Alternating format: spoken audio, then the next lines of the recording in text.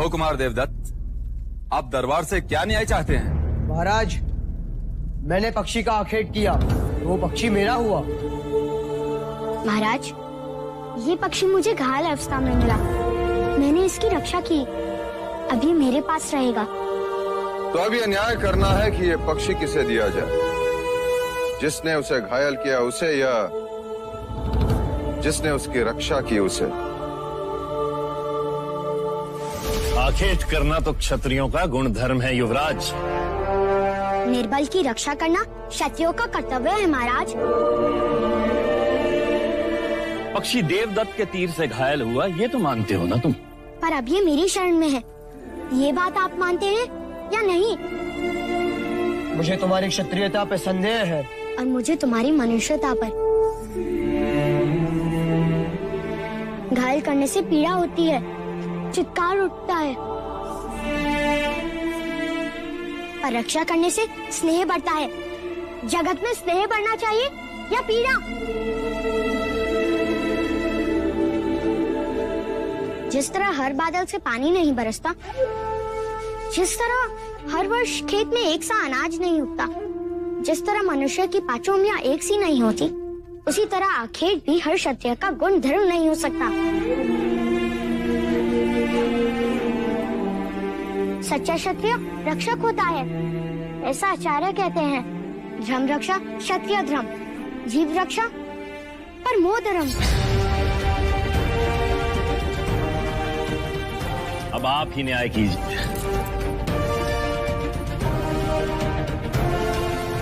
दाद भी मेरे और होड़ भी मेरे। कुलगुरु वाचस्पति, कृपा करके आप ही न्याय करें।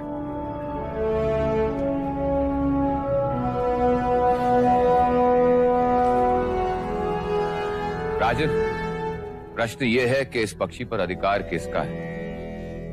एक ने क्षत्रिय गुण धर्म दिखाए और एक ने क्षत्रिय धर्म। मैं भी असमर्थ हूं राजन। अब ये न्याय तो स्वयं पक्षी ही कर सकता है।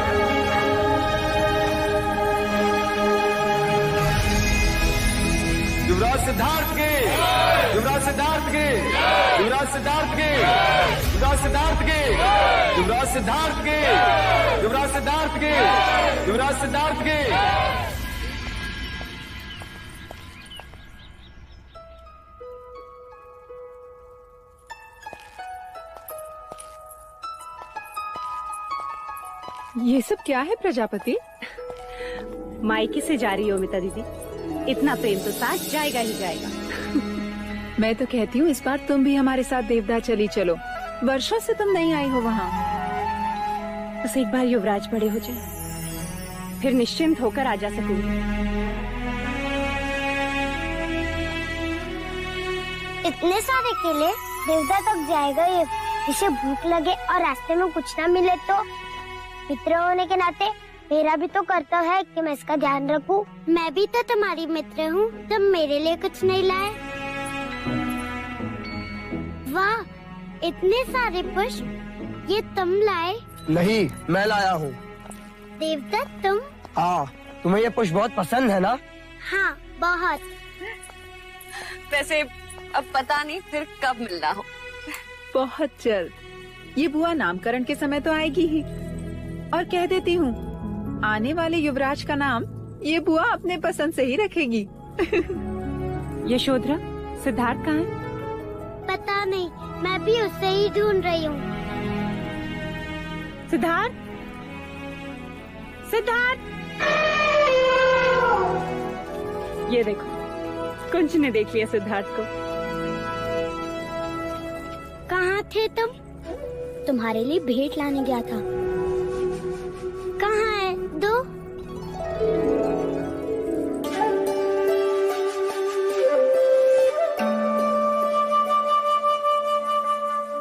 ये क्या है? एक जंगल है। ये तो बीज है, ये कोई भेंट करने की चीज है? हमारे आचार्य कहते हैं हर आंख में कई सपने होते हैं, हर आंसू में एक समुद्र होता है, हर तलवार में एक सीना छुपी होती है। उसी तरह हर बीज में एक जंगल छुपा होता है। इन्हें बोओगी तो सारा देवता पुष्प से खिल जाएगा।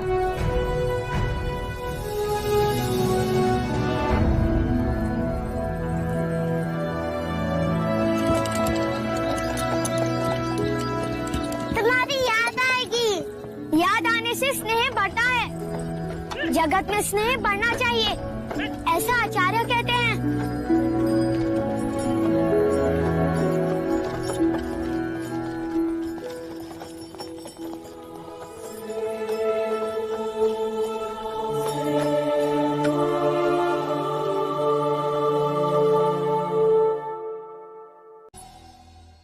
गुरुवर्य कौंडिन्य, कैसे चल रहा है शाक्य कुमारों का प्रशिक्षण?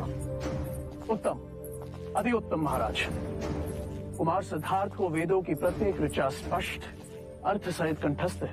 ओम पूर्णमदः पूर्णमिदं पूर्णात् पूर्णमुदच्यते पूर्णस्य पूर्णमादाय पूर्णमेवावशिष्यते। ओम शांति शांति शांति। अप्रतिम। वेदों से संबंधित कुमार सिद्धार्थ के जटिल प्रश्न हमें सावधान रखते हैं महाराज। सत्य प्रत्यक्ष भी होता है, परोक्ष भी। ये विद्या हम नहीं समझे।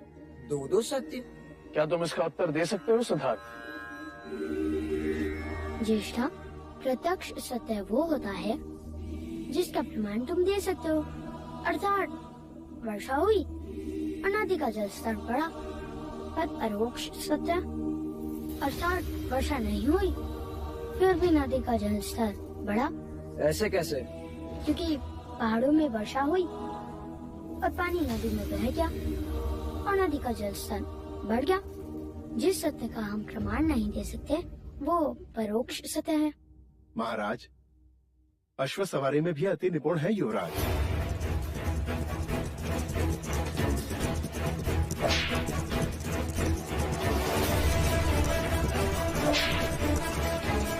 अश्व से मित्रता करना, उसके प्रत्येक संकेत को परखना, उसे थकाए बिना उस पर सवारी करना।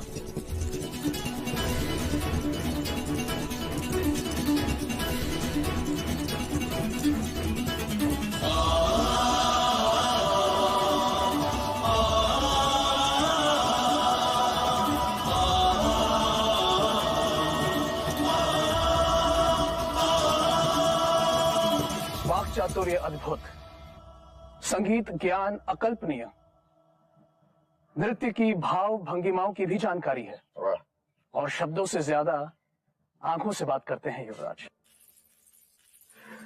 और शस्त्र अभ्यास आयुध विद्या में कितने पारंगत हैं युवराज?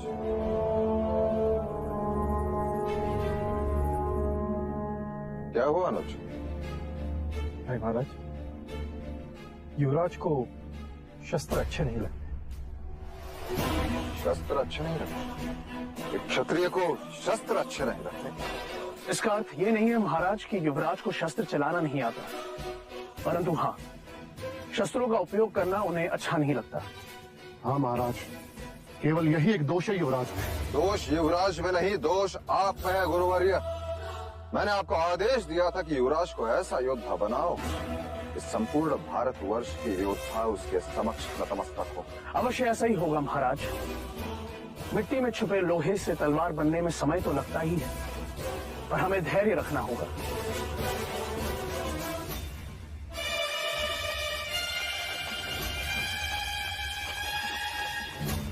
ये आग कैसे लगी? गुरुजी, हम कुटिया बना रहे थे, अचानक देवदत्त भैया ने आके उसमें आग लगा दी। हाँ गुरुजी, उस वक्त चलना कुटिया के भीतर था। देवदत्त, देवदत्त, क्या तुमने ये किया? हाँ, क्यों? आपको पाप से बचाने के लिए। कुटिया बनाते समय अछूत चन्ना ने मदद की थी, इस कारण। केवल इस कारण तुमने कुटिया जला दी? हाँ गुरुजी, अछूत के हाथों बनी कुटिया में आपको कैसे रहने देता? देवदत्त, तुम्हारी गुरु भक्ति से मैं बहुत प्रसन्न हूँ।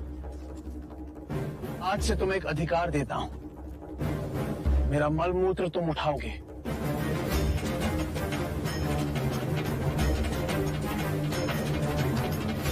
आचार्य, ये क्या कह रहे हैं आप? देवदत्त, क्या मैंने यही शिक्षा दी है तुम्हें? चन्ना सारथी पुत्र है, अछूत है। वारण कर्म से होता है, जन्म से नहीं देवदत्त। आचार्य कौंडिन्य, आप ब्राह्मणों के विरुद्ध बात कर रहे हैं। मैं नीति के अनुसार बोल रहा हूँ आचार्य। न ब्राह्मण श्रेष्ठ है, न क्षत्रिय, न वैश्य, न शूद्र। सभी एक ही रचना के विभिन्न भाग हैं। ब्रह्मा के शीश से ब्राह्मण पैदा हुए, तो कंधे से क्षत्रिय, उदर से वैश्य और पैरों से शूद्र। तो क्या पैर और शीश की तुलना की जा सकती है? क्या पैरों के बिना शरीर चल सकता है? सोचो, अगर यह अछूत मलमूत्र उठाना बंद कर दे तो क्या राज्य में मलिनता ना होगी? सारे ब्राह्मण, सारे क्षत्रिय रोगी हो जाएंगे। देवदत्त, अपने आप को क्षत्रिय कहने से पहले सोचो कि तुम में कितना मैल है। और आचार्य अश्वपाल, क्षमा कीजिए, विद्यार्थी के समक्ष गुरुजनों का विवाद पक्षपात का संकेत है। उनकी श्रद्धा घटती है। सिद्धार्थ कहाँ है? गुरुजी, उस तरफ जाते हुए देखा था मैंने उसे। देवदत्त, ये कुटिया तुमने चलाई है, अब तुम ही इसे बनाओगे।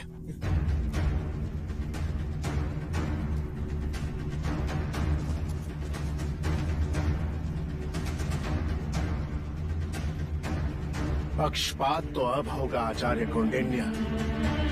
देवदत्त को सिद्धार्थ से कुशल ना बनाया तो मेरा नाम आचार्य अश्वपाल नहीं।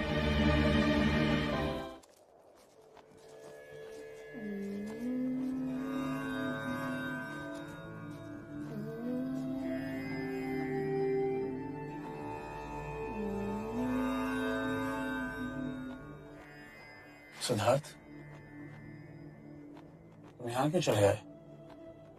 आप ही की तो सीख है आचार्य। क्रोध अग्नि स्वरूपा है और ध्यान जल स्वरूपा। क्रोध नष्ट करता है और ध्यान श्रेष्ठता बढ़ाता है। यदि मैं वहाँ होता तो ज्येष्ठा पर क्रोध कर बैठता, इसलिए यहाँ चला आया। सच कहा तुमने। आज मैं भी तुम्हारे साथ ध्यान में बैठना चाहता हूँ।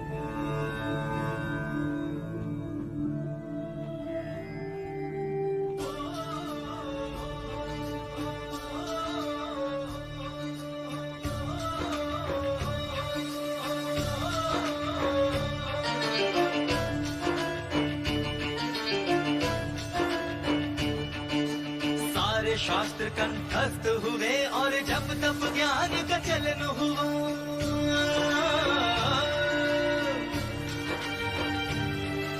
छोटे से बड़े, बड़े से छोटे, बिंदु सिंधु का मिलन हुआ।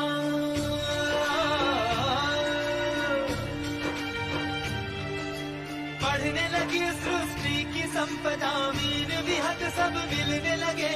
चारों दिशाएं खिली खिली सी, जीव से जीवन बढ़ने लगे, जीव से जीवन बढ़ने लगे।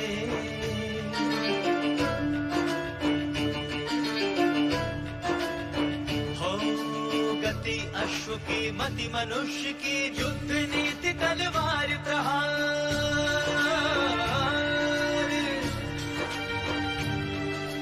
वार शब्द का ज्ञान हो गया, बन गए सुख दुख जीत हार।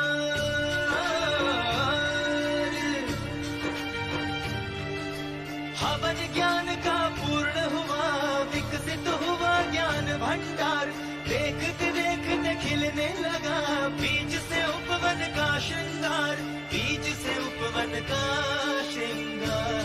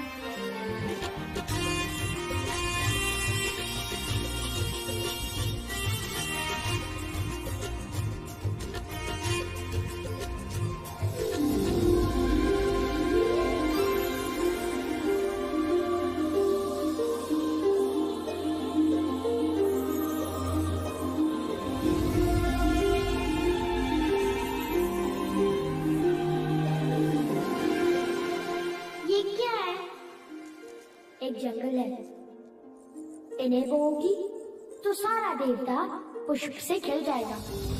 देखो सितार, तुम्हारे दिए हुए बीजों से पूरा वन खिल गया है। मैं आ रही हूँ कपिलवस्तु के कुमारों की परीक्षा देखने।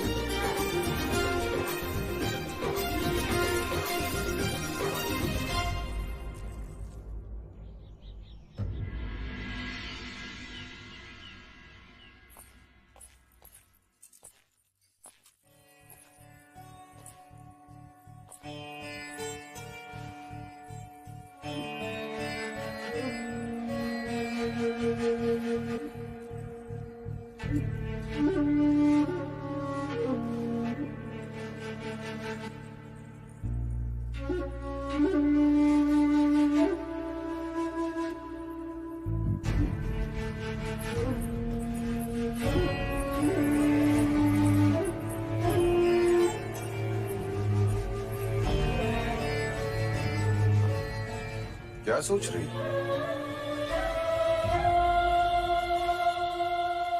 तुम्हारे हाथ कांप रहे हैं? हाँ देव, इस समय मेरा हृदय गगन ढोल से भी अधिक आंदोलित हो रहा है। जिज्ञासा तो सभी को है महादेवी। जिज्ञासा नहीं देव, भय। भय? क्यों?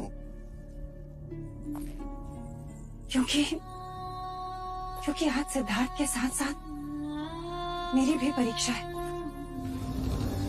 केवल तुम्हारी नहीं देवी, मेरी, गुरुजनों की, संपूर्ण शाक्य कुल की परीक्षा है। आज कपिलवस्तु के भविष्य और असित मुनि के वचन दोनों को परखा जाएगा। यदि आज सिद्धार्थ ने अपनी क्षत्रियता का प्रमाण नहीं दिया